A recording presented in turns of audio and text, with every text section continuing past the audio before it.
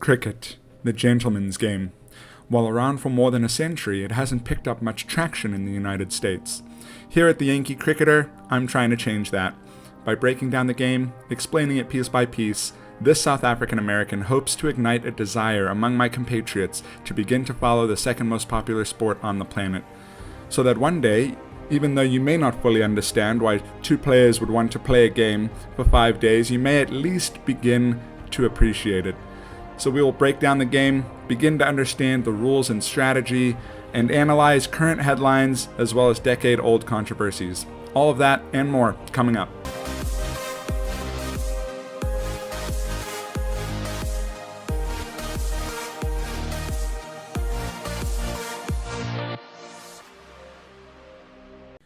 Welcome back. Today we're going to take a look at some statistics, some graphs and charts that you'll see if you watch a cricket game or if you pull up a scorecard online. Just deciphering some of those and working through them, what they mean, and then looking at some records, top scores, some of the all-time greats, just so that you become familiar with not only some of the top players all-time in cricket, but you can also get a feel for what a good score looks like in test match cricket and T20 cricket and in 50-over cricket, but then also look at all-time scores and all-time wickets and just have a better frame of reference for the all-time greats and just also a better frame of reference for how long a career can run and averages and just what looks good for a player. So if you look up a player and you see their all-time runs scored or their average over a certain number of games, you can put that into some context. And so we'll look at all of that and more coming up in a minute. So starting off, we're just going to look at some charts, some graphs. I mentioned in the first episode, I think, that cricket would do well in an American context, I believe, personally, because there are a lot of statistics, there are a lot of graphs, there are a lot of charts, and it's constantly evolving. Baseball, sabermetrics has been around a long time, and in cricket, we're getting a lot more of those advanced statistics as well, but I really enjoy just the charts, the graphs, the spray charts, things like that you would see in baseball. They've had them in cricket for years, and I think cricket has actually informed some of the American sports graphs and charts and just coming up with different ways to show the game and display the game in a picture format, and so that if someone goes to the scorecard, they'll have a better idea of how the game played out. So starting out, we'll look at the Manhattan, which is probably one of the more basic charts that you'll see in a game of cricket. And what's nice about the Manhattan is it shows you a kind of a quick overview of the game. So we're looking at a game between the Chennai Super Kings and Delhi Capitals from a week or so ago. And all the Manhattan does is it shows you a number on the bottom for overs. So the x-axis is overs, and then the runs per over is in the y-axis. And so it'll show you how many runs they scored in that over, each team, and it'll compare them in different colors usually, and then the dots at the top will be wickets, so how many wickets were taken in that over. And so you can kind of see the story of the game looking at this. Okay, so like you can look at the Capitals and you can see, well, their Manhattans for the most part are lower than the Super Kings. You can also see the Super Kings started slow their first couple overs. 3 of their first 4 overs didn't even cross 5 runs. And so they started very slow, but they didn't lose any wickets. Whereas you look at the Capitals, they started a little quicker, but they lost that wicket early, and then they lost another wicket in the 5th over, and another one in the 8th. And so you can see the wickets continually falling. Whereas if you look at the Super Kings, you don't see a dot above one of their overs until the 11th over, and so no wickets lost until then. That means that at the end of the match, they have wickets in hand and they can go a little bit crazy. And so you see 15 and over, 1, 2, 3, 4, 5 overs of 15 or more runs. That's going to be it's going to be enough to get you a win. And so unsurprisingly, the Super Kings won this one by quite a ways.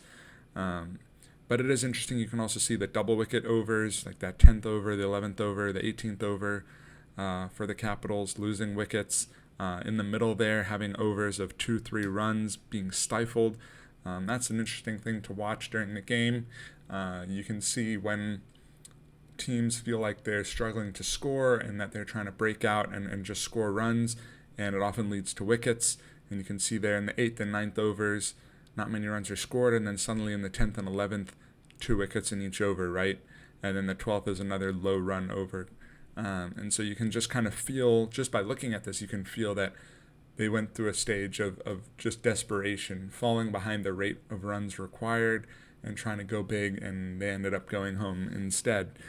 So the Manhattan, pretty basic chart there. If we move on to the Worm, probably maybe even more basic than the Manhattan, but the Worm is just comparative runs per over lines, essentially, right? You have runs and overs, but it just turns it into a line chart. And once again, dots represent wickets. A lot of Worms will have multiple dots if multiple wickets took place in an over. This one does not, which is nice because it looks a little cleaner. You don't have the dots stacked on top of each other. So if you count the Delhi Capitals dots, I think it equals 7, not 10, because they had 3 overs where they lost 2 wickets. But you can see there the first dot only in the 11th over for the Super Kings, and they were kind of going at a steady rate, and they accelerated a little bit at the end, but for the most part they were just kind of going at a steady rate and ended up with over 200 runs. Whereas if you look at the Capitals, they started off quick, and then in the 7th over it started leveling off, and they never really got going again. And so the Worm will give you another good overview of kind of the rate of scoring for each team, and you can compare them.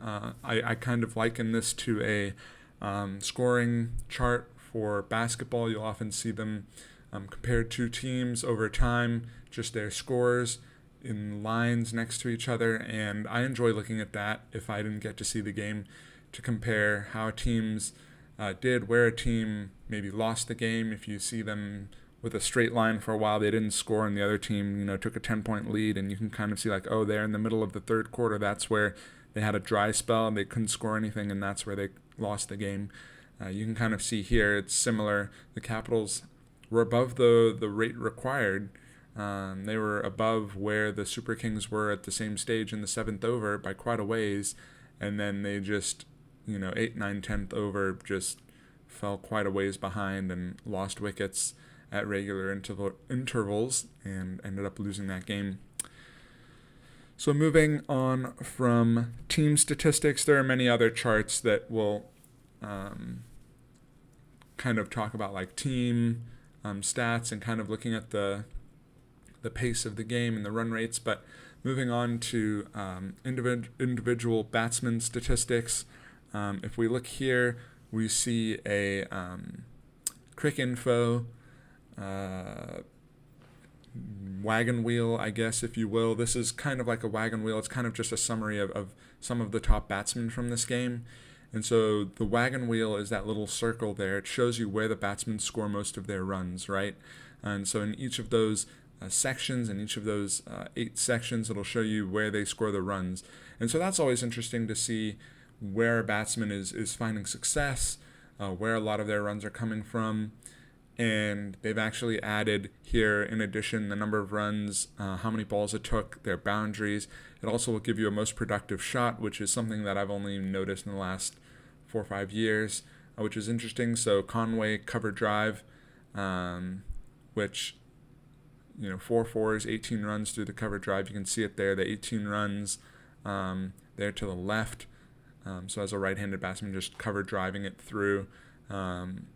And then the same is true of Gaikwad, but being a left-handed batsman, you can see his cover drive is actually going to the right side. But it's just an interesting way to see where the batsmen are playing, where they're hitting the ball.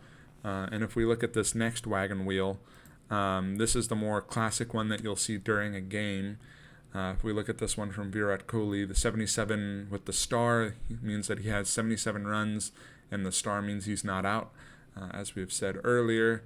And this is a classic wagon wheel. You'll often see these colors are usually often used by all the TV stations. 6s are usually red, 4s are usually green or blue, and then the 1s and 2s are white and yellow, and then 3s are kind of whatever, because not many 3s are scored. And so this is also just a representation that you'll see. It's also a wagon wheel, but it's a little bit more specific. It shows you each individual shot that was played that scored runs, and it will show you like those 4s. It shows you that they went in the air for quite a while and then bounced once or twice before going to the boundary. And then you can look at the 6s, and it'll kind of show you just how far out they went as well. Oftentimes you'll see this from the top, and if you see this from directly above, obviously you can't see the lines going through the air, if you will. It doesn't look 3D, it just looks 2D, and that's probably the most classic wagon wheel. And it'll just kind of see the spray chart where the batsman's been hitting a lot of their runs. And so you look at Kohli, he's been hitting a lot to the leg side in this match. His 6s have come out on the leg side, a lot of 4s on the leg side. So that could be based on the fielding team. Are they trying to force him to hit it that way, or are they trying to force him to hit to the offside, and their leg side field is not as robust? They don't have as many fielders on that side, and he's been kind of moving around and playing the ball there? Or is this more a strategy that the bowling team has said, oh, we think he's weaker hitting to the leg side, so we're going to target this, and he's just been taking what they've been giving him, and he's been playing pretty well.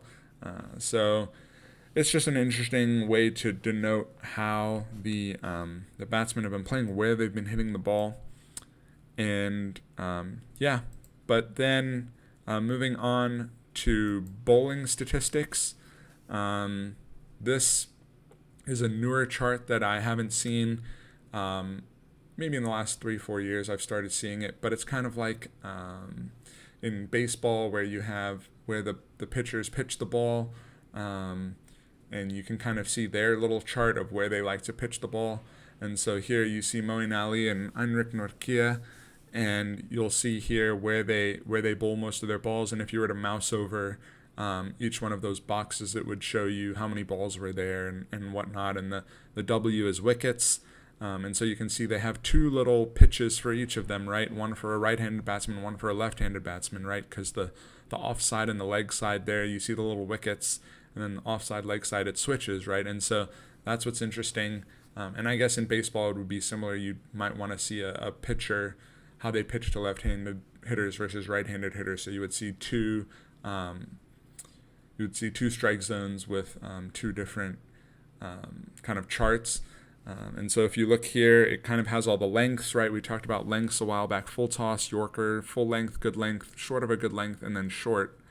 So you look, Nortje being a fast bowler, he can get away with a lot more shorter deliveries. He doesn't pitch it up. Whereas Moeen Ali being a spin bowler, he has to get it on that good length or full length, because if it's short as a spin bowler, you're bowling it so slow that if you get it to bounce really quick, then the batsman has so much time to adjust, they can just hang back and they can punish you. So you need to kind of pitch it up, get it in that full length, that good length, whereas Nortje can get away with doing it a little bit shorter because he bowls it really fast. But yeah, this is just kind of, you can see Nortje has a good line. His line is just off stump or on the stumps pretty much, whereas Moeen Ali kind of mixes it up. He goes wide, he can go straight. He mixes up his line. And so this kind of just gives you another good summary of how the bowlers have been bowling, what they've been targeting, where they got their wickets, how they got their wickets. And so it's just another good way to see kind of how the game took place, even if you weren't able to watch the game, to quickly get a summary of what happened. The last chart or statistics that we'll look at here is the partnerships table, which we probably should have looked at a little bit more last week when we were looking at reading a scorecard, because you'll see partnerships tables all the time if you're looking at a scorecard. And this just shows you, once again, the summary of the game a little bit and how the game went.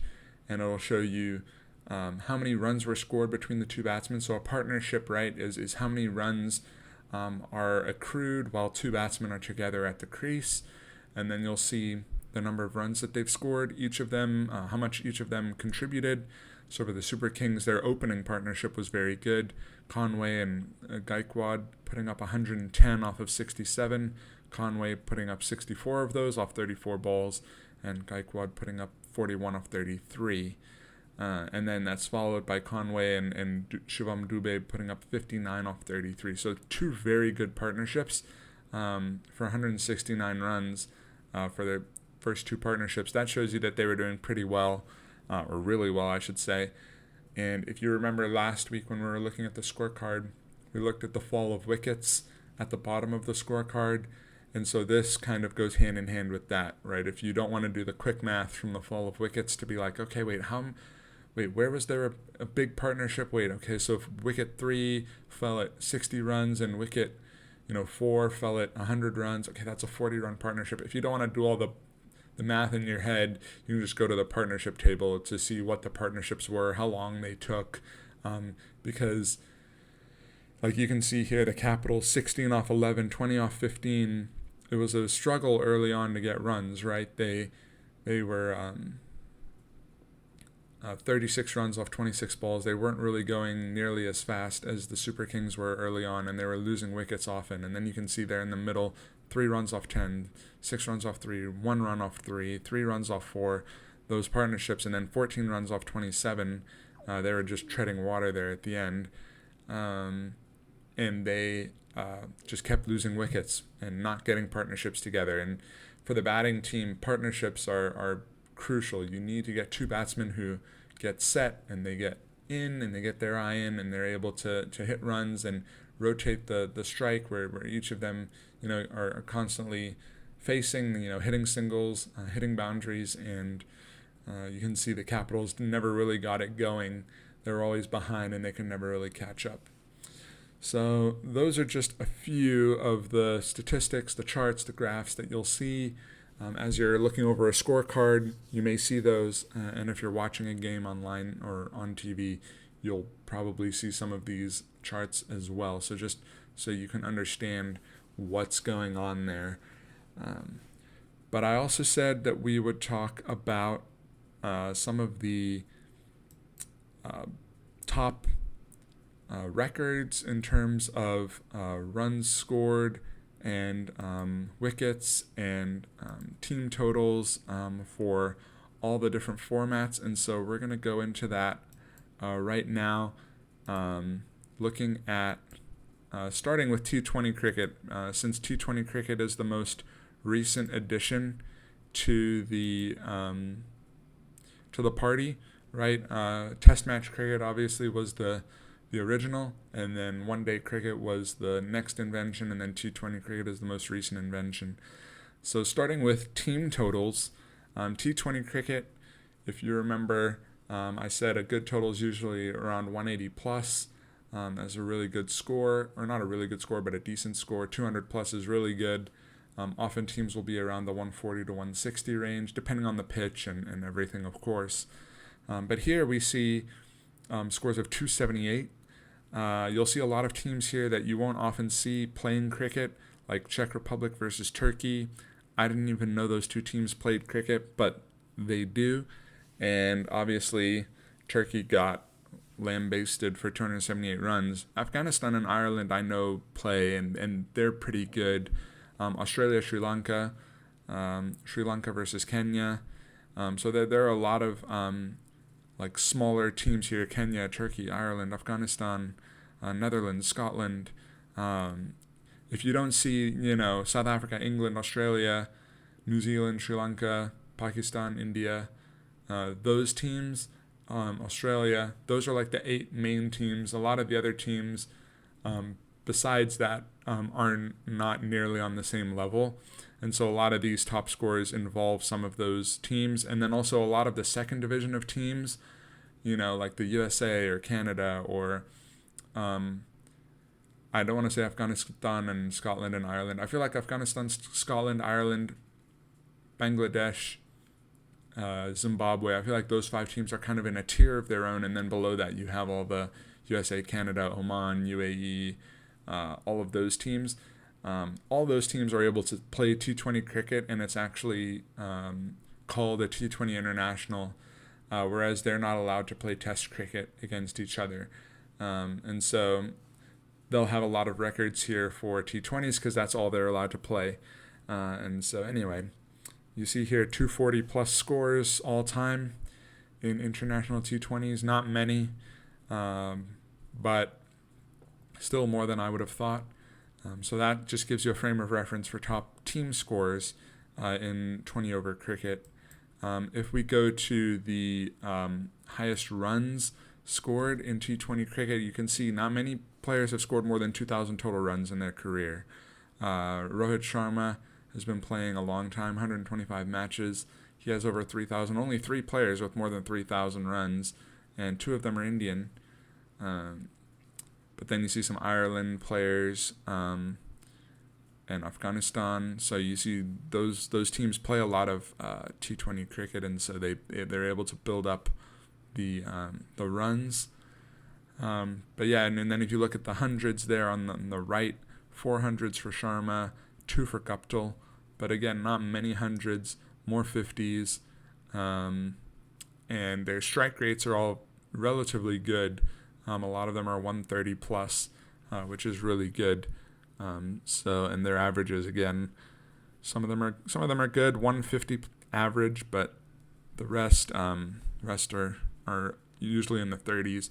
Interestingly, Virat Kohli has no 100 in T20 international cricket, 30 50s. He has the most 50s, but his highest score is 94 not out. And yet he has over 3,000 runs and 25 not outs. So yeah, that's an interesting thing that I didn't know before today. But if we go to the highest averages in T20 cricket, once again, it's Virat Kohli, some Pakistani players, Indian players. Obviously, you can see the where they've played from. A lot of them are still currently playing in 2022 because T20 cricket is relatively recent, and so a lot of these records are, post 2005, right? 2005 is when T20 cricket actually started. And if you look at the strike rates, again, KL Rahul, 142 strike rate, Kevin Peterson, 141, Papua New Guinea player over here with 148 strike rate and an average of 36. But once again, only 6 or 7 players with averages over 40. Because in T20 cricket, averages don't really matter. Strike rate is more what matters. You don't really care about your average. You just want to hit runs fast. It doesn't matter how many runs you're hitting. It just matters how fast you're hitting them. And so if we move on to wickets, just to see who has the highest number of wickets in T20 international cricket, Shakib Al Hasan for Bangladesh has 119. So only 4 players over 100 wickets all time in T20 international cricket. Some of these players may overtake that or cross the 100 mark. Mustafizur Rahman and Chris Jordan probably the most likely, Adil Rashid. But a lot of these players could potentially get over 100 wickets. But once again, not many wickets have been taken in T20 international cricket. Once again, number of matches, 96, 39, 64, 62, 73, right? You see 58. Not many matches have been played. Once we move into ODI and Test cricket, you'll see a lot more matches played. So moving into ODI cricket, looking at the top team scores in ODI cricket, remember 278 was the highest in 20 overs. In 50-over cricket, the highest score is 481 by England versus Australia in 2018. That's an incredible score because if you look, it's almost 40 runs more than the next highest game. And so that was just an incredible match where they just absolutely destroyed them. And if you look, they have the top 2 scores, and both of them took place in Nottingham. So that makes it seem like Nottingham probably a good place to get a high score. I don't know if maybe the pitch lends itself to that, or maybe the ground is a little bit smaller, the boundaries are a little bit shorter. But anyway, England with the top 2 scores, Sri Lanka with a 443, and then South Africa 439. South Africa shows up quite a bit on these charts. They're pretty good at ODI cricket, even though they've never won a World Cup. But the most interesting thing here is if you look at South Africa's 438 for 4 versus Australia 434 for 4, those two scores actually, or 438 for 9, I'm sorry, versus Australia 434 for 4. Those two scores actually took place in the same game. If you look at the date, 12th March 2016 or 2006, I'm sorry, that was probably one of the best one-day international games, if not the best one-day international game ever. The only other one would maybe be the World Cup final in, I think it was 2019 or 2020, between New Zealand and England. That was probably another incredible one-day international game just because of the stakes and how it all played out, the drama. But when South Africa played Australia in 2006, this was the 5th game in a 5-match one-day international series. Australia was at the peak of their powers. They were undefeated in a bunch of test match series in a row. They hadn't lost in forever. And they came to South Africa, and I remember because I was there, I was watching that game, not at the game, but I was watching it on TV, and we, saw Australia score 434 runs, and this was unheard of. This is pre-test match cricket, right? Or not test match, pre-T20 cricket, right? And so,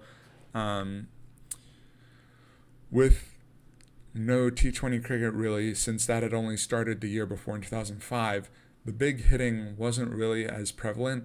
And so to see over 400 runs was just incredible. I mean, if you look at 400 run plus scores here, there aren't that many.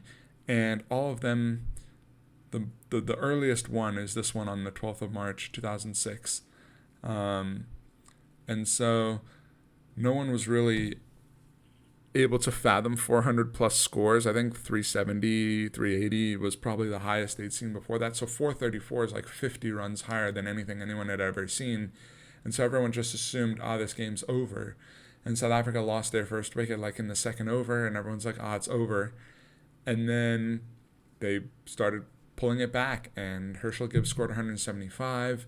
Graham Smith scored in the 90s, and they had a good second wicket partnership that pulled them back into the game, and they just had people down the order hitting sixes, and they won on the last ball of the match. They or second to last ball of the match, hit a 4 to win the game after the scores were tied, and with 1 wicket left, very dramatic, and it was just an incredible comeback win and probably one of the best one-day international games ever. So if you're ever looking for a good ODI game to watch, if you can get your hands on that match, it's a good one to watch for sure, just because of the context, winner take all, and also the fact that no one had seen a score this high in ODI cricket and really ever to that point. But if we move on to most runs in one-day international cricket, you see Sachin Tendulkar there with 18,000 runs, 4,000 runs more than the next highest player. Part of that is due to the 463 matches he played. Not many people really can match that. Jayasuriya, Jayawardena, Sangakkara, they all have over 400. But a lot of the total runs players will come from India and England and Sri Lanka. A lot of these players that play, or a lot of these teams that play a lot of one-day international games. But still, 18,000 runs, very impressive. And Sachin Tendulkar is a name that you will hear a lot as one of the best players of all time in the game of cricket. Being from India, he gained a lot of notoriety since the game of cricket is so popular there. But then also he was just an incredibly good batsman, and he played a long time, right? See, 1989 to 2012, 23 years. He started playing when he was really young, and he retired very late on. But still, you look there, high score of 200 runs, 18,000 runs. But not many players have more than 10,000 runs. If you look here, maybe 10, 15 players with more than 10,000 runs, and not many of them have averages over 50 either. Kohli with an average of 58, Dhoni with an average of 50, but not much else. And then strike rates kind of vary because, like I said early on, strike rate wasn't really a big deal in before T20 cricket. In ODI cricket, nobody really cared about strike rates. So a lot of these strike rates are like in the 70s, because that's kind of 60, 70 was where the strike rates were for good batsmen in ODI cricket, because 250 was a good score, 300 was incredible. And then suddenly now 350, 400 becomes possible in 450 with the advent of Test cricket and the advent of more aggressive styles of batting. So you look at Kohli, his strike rate's 92, and Jayasuriya is 91, which is incredible, seeing as though he started playing in 1989. And so being an opening batsman, Sanath Jayasuriya was aggressive. You can see his average is very low, but he played a long time. He played a lot of matches, and he was aggressive. So he was kind of ahead of his time a little bit.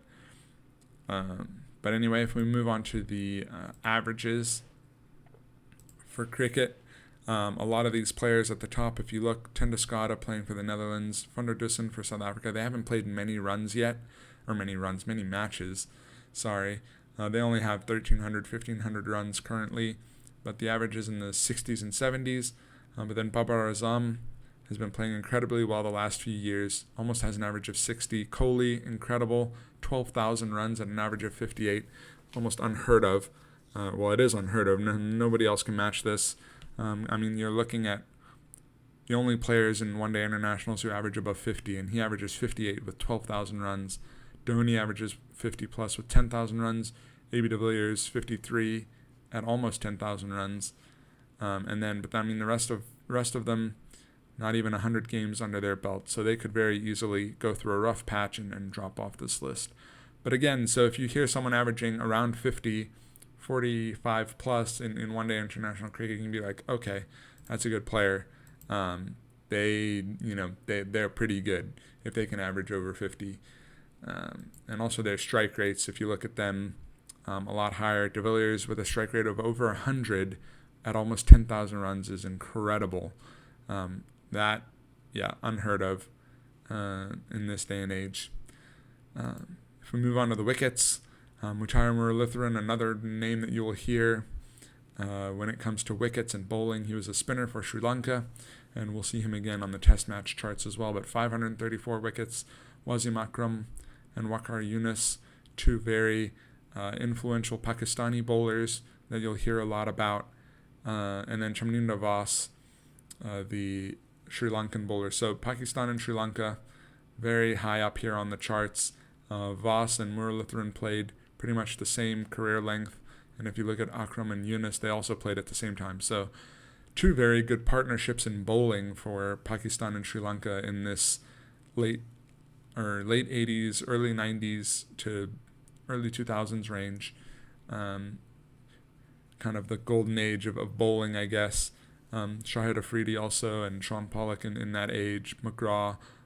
Like, not very many current bowlers in these charts, but that's just because they haven't built up enough games yet. But also, players are being cycled out a lot more often now as players get more and more access to better and better coaching, and there's more and more money and scrutiny on the players. The teams are always changing, and so kind of back in this age, the teams would stay very similar or very same from game to game, whereas now you see players getting rotated in and out more often.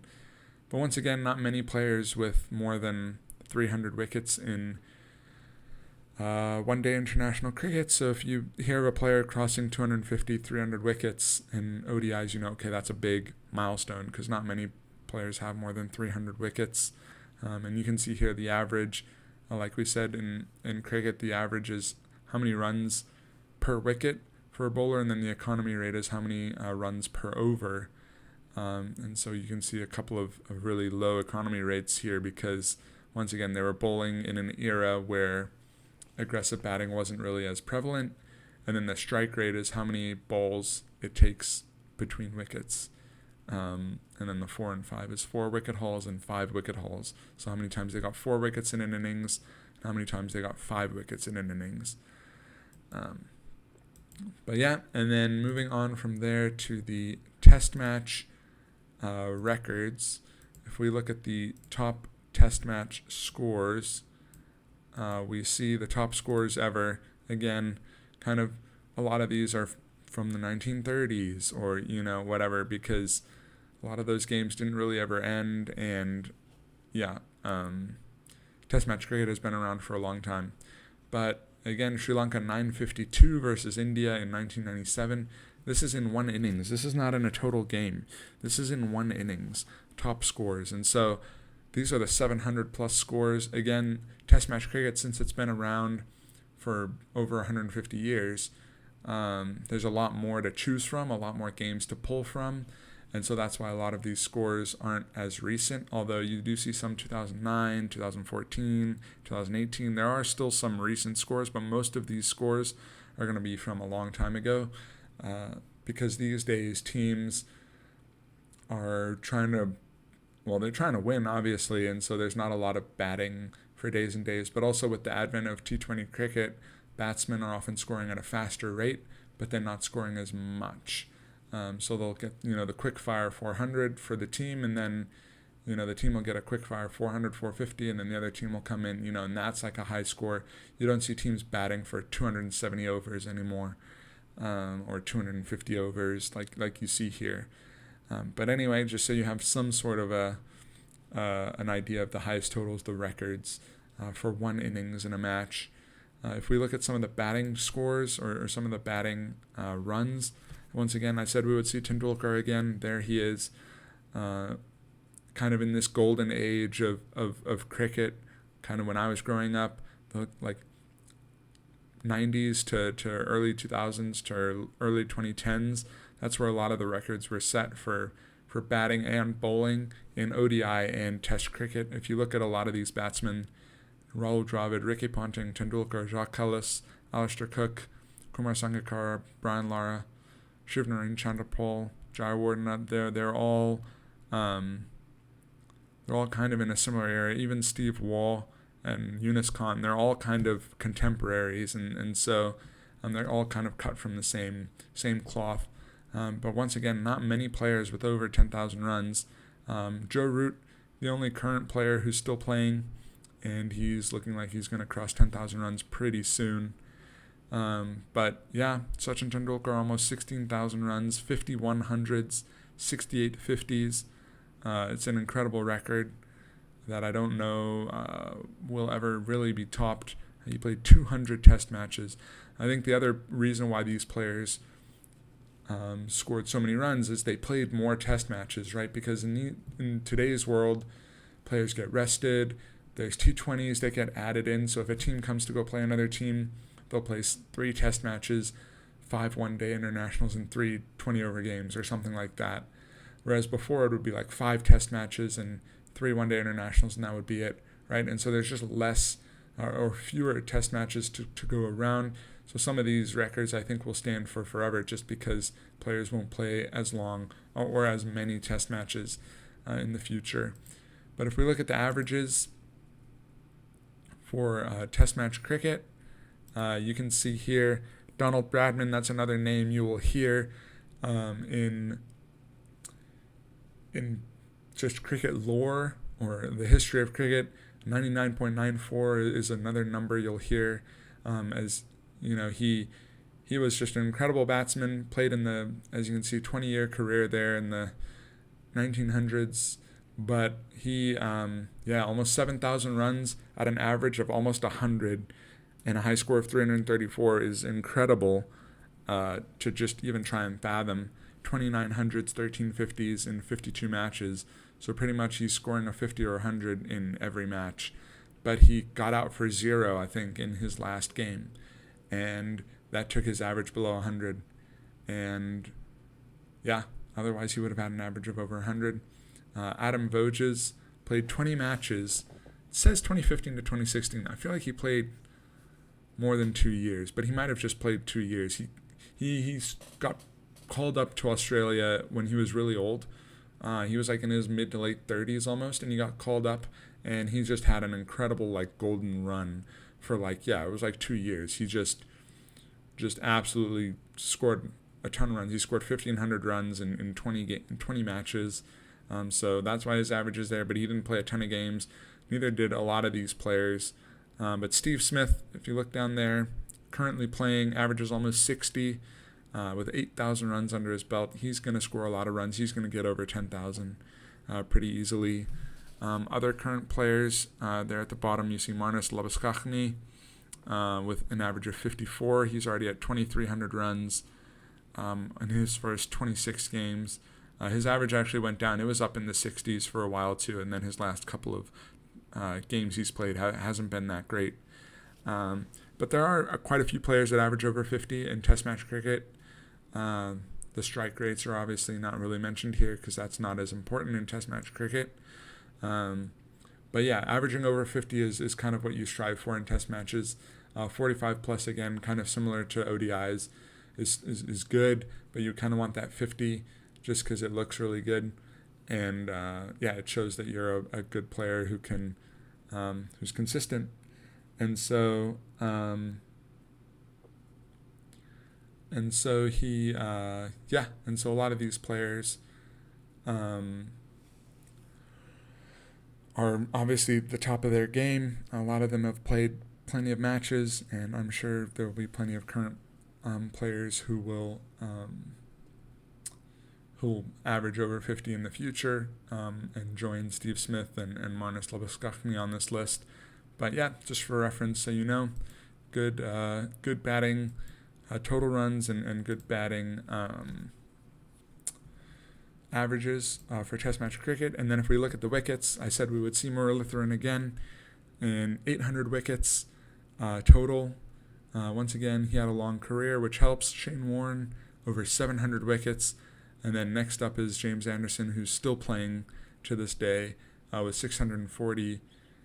Stuart Broad down there also still playing. Ashwin still playing 440. But it's interesting to see not many with over 400, and yet the top player has 800. But Warne and Muralitharan were both spin bowlers, which helps because they were able to bowl far more balls than everyone else because they bowled spin. And so that just the sheer number of balls bowled means that you'll get more wickets. But yeah, it's interesting. Not many over 400, which just again makes it incredible that someone got to 800. You can just see the drop off: 800, 700, 600, 2 in the 600s, 3 in the 500s, and then only a few in the 400s. And not many of them are current. Nathan Lyon is current, Ashwin is current, and Stuart Broad and James Anderson. So 4 current players on the wickets charts, but not many others. And yet again, a lot of players from like the 90s to 2010s: Muralitharan, Warne, Kumble, McGraw, even Courtney Walsh to the early 2000s, Dale Steyn, Sean Pollock. A lot of them kind of in Harbhajan Singh, a lot of them in that era of cricket got a lot of wickets. And so anyway, that's a little bit of a history lesson, a little bit of a context lesson to kind of give you an overview of what records look like, what good scores look like, what good averages are, so you can kind of have that bouncing around your head as you hear things going forward. But that's all I have for this week, so we'll get into some news and get you out of here. Looking at the world of cricket this week, IPL table so far, most recent match we saw was between the Mumbai Indians and Chennai Super Kings in a battle of the bottom, with the Indians pulling out a stunning 5-wicket victory, restricting Chennai to 97 all out, and then picking it up with over 5 overs to spare, and quite a thumping victory. Mumbai, 3 out of their last 4 they've won after losing their first 8 in a row. As we look towards the top of the table, it looks pretty not set, with Capitals only 2 points off. Sunrisers could potentially only be 2 points off.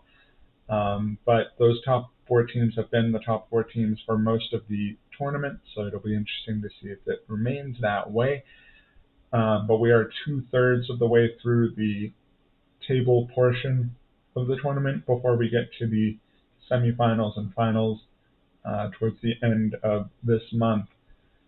Moving over to the Fair Break Invitational Tournament, women's cricket. This is the women's 20 over invitational tournament that kind of like the IPL, but for women, just bringing all the different countries together, combining the best players onto the best teams, and taking those 6 teams and having a little bit of a tournament.